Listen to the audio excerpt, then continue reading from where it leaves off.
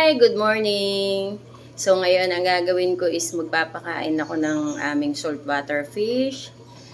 Gusto kong i-share sa inyo kung ano yung ipinapakain namin sa kanila bukod sa flakes at saka sa pellet ba yun. So nagbibigay din kami sa kanila guys ng alamang.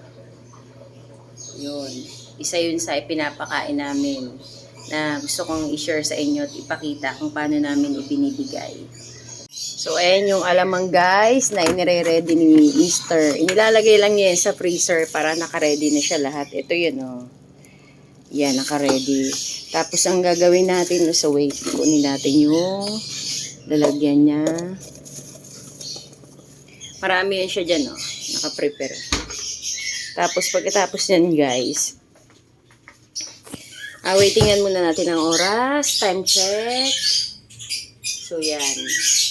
Umaga ngayon guys, 9:20 at bibigyan natin ng ating saltwater fish. So wait, ang hirap na. Kukuha lang ako ng isang parang cubes. Tapos, pagkakuha ko ng isang cubes, papalamigin lang natin yan guys dyan, oh. Yes, yan. So, hindi pa natin ibibigay yan guys kasi papalamigin pa natin. Ngayon, pag lumamig na, saka natin ibibigay lahat yan sa kanila. Hi! Ito na yung binabad natin na alamang na ibibigay natin sa isda. Kanina frozen pa yan guys, diba? So, inilagay ko sa tubig para lumamig, para mawala yung pagka-frozen niya bago natin ibigay doon sa mga isda. So, okay na siya. Let's go, ibibigay na natin sa mga saltwater na isda natin para makaalmusal na sila. So, I'm sure, tingnan nyo guys, oh. Tingnan nyo pag may lumalapit. Kasi alam nila nakakain. So, yan, oh. So, hindi natin ito guys lahat ilalahat sa kanila kasi bibigyan natin ng konti yung nasa labas. Itatry natin kung kakain na yun. Kasi ano yun guys, hindi pa nakain halos lahat kasi mga bago yun. So, titingnan lang natin kung pag binigyan, kakainin na nila yung alamang. Ito, binubukas ko guys. Oh. Hindi ko abot kaya umaakit ako sa upuan. So, dyan ko sa ibabaw ibibigay itong pagkain nila. Ayan o, di ba? Nagkukumpulan na sila. Alam nila kasi pag binukas to guys, kakain na. So, ayan, magbibigay na tayo. Hindi natin ilalahat. Bigyan lang muna tayo ng kutsara. Ayan, ayan guys. So, ayan o. Kita nyo ba? Wait, wala akong makuha ng alamang. Itaktak na nga lang natin guys. Basta hindi natin ilalahat. Ayan na sila. Ayan, titira natin ng konti yung sa labas.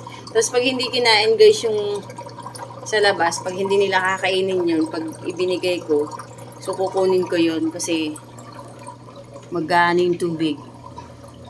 Hindi siya maganda pag na-stack yung pagkain, tapos hindi naman nila kakainin. Ayan. So, kumakain na sila. Oh.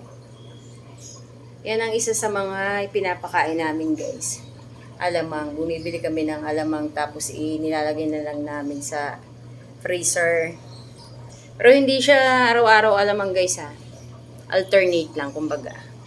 Palitan lang sila ng flakes. Pero feeling ko type nila yung alamang. Oh. Minsan guys yung hipon na medyo malaki ng konti. I-chop-chop lang yun. Tapos kakainin din nila yun. Ayan na sila. Yung iba sinasaid nila yan guys eh. Ayan. So, konti lang yung itinira natin dun sa labas. Itatry lang naman natin kung kakain yun. So, ayan. Kumakain sila oh. Type nilang alamang. Sige, kain lang kayo. Oo nga pala guys, patay na si Patrick. Ayan o. Pinakain na siya dyan ng mga ibang tang. Bye Patrick. Wawa naman si Patrick. May iba pa namang starfish dyan guys na buhaya yun. Oh. Hindi na nga lang siya orange. Si Patrick yung namatay na.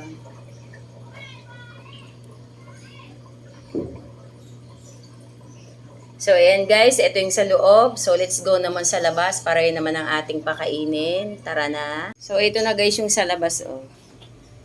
Puro Nemo lang dito. Ito yung isang maliit na aquarium. Excuse me. Baba, baba. May pusa. So, lalagyan na natin guys. Testing lang to. Ay, excuse me. May pusa. Konti lang kasi baka hindi nga nila kainin. So, upo nga ako para mas kita niyo yung anemone. Di ba ang ganda guys? Ayan na. Kita niyo ba yan? Ay, kumakain siya. O sige, inyo na yan.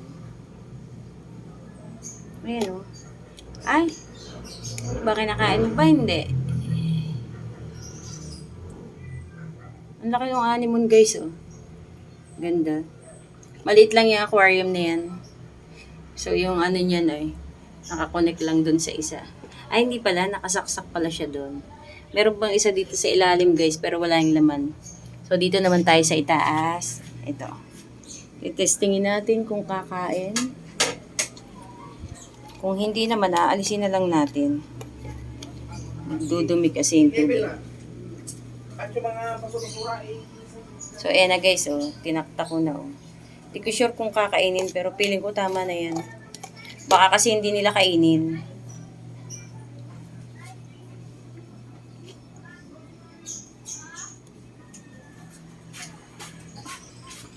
May isa ding anemone dyan guys.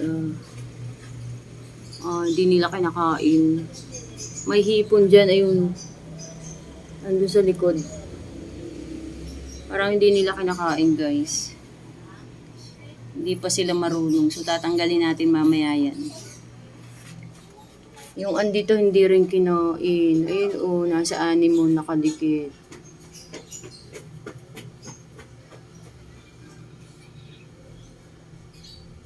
Hindi pa nga sila kumakain. Ganda ng anemone guys, oh. Ganda na.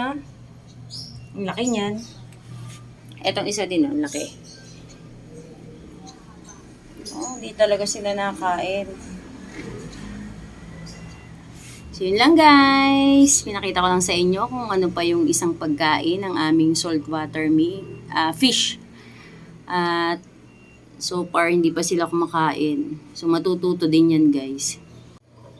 So, ayan sila, guys. Oh, bumalik na ako dito sa loob. Nananaid pa sila, oh. Kasi may mga maliliit pang lumaglag dyan sa ilalim ng sa buhangin. Sinasaid nila yan, pati yung mga nasa bato. May kaunti, guys, tinakta ko na dito kasi hindi pa nakain yung nasa labas. So, tatanggalin ko yun mamaya kasi magdudumi yung tubig, baka magkameron sila ng sakit sa nagkakameron kasi sila ng sakit guys sa balat pagka may mga pagkain na ganung hindi natatanggal tapos hindi naman nila kakainin, so kailangan nating tanggalin yun para hindi sila magkasakit.